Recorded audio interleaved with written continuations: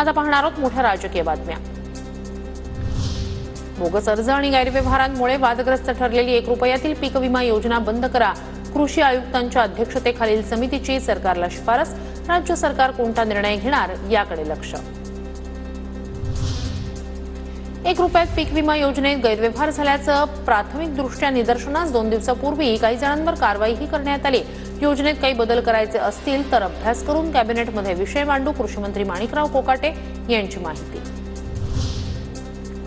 1 रुपयात पीक विमा बंद होणार या वावड्या उठवल्या गेल्या। देवेंद्र फडणवीस यांनी सुरू केलेली योजना बंद होणार नाही, राधाकृष्ण विखे पाटील यांची प्रतिक्रिया।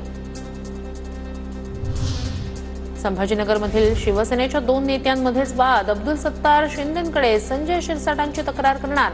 संजय शिरसाट यांच्याकडून नाहक बदनामी सुरू असल्याचा सत्तारांचा आरोप, तर संजना जाधव यांना पाडण्यासाठी पैसे लावले गेले अशी टीका शिरसाट यांनी सत्तारांचं नाव न घेता केली होती।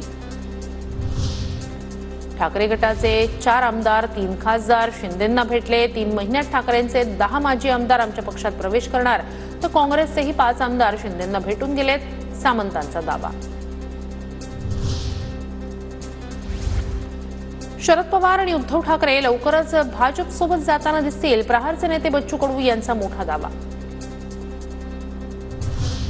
अक्षय शिंदे प्रकरणात 5 पोलिसांना फासावर लटकवण्याचं काम कुणी केलं यावर गृहमंत्र्यांनी भूमिका स्पष्ट करावी। अक्षयची हत्या करून राज्यातील जनतेला मतांसाठी फसवण्याचा प्रयत्न झाला, संजय राऊत यांचा सरकारवर निशाणा। रॉबिनहूड प्रतिमा बनवण्यासाठी अक्षय शिंदेचा बळी घेतला। महाराष्ट्रातील जनतेच्या डोळ्यात धूळफेक करण्यात आली, जयंत पाटील यांची टीका।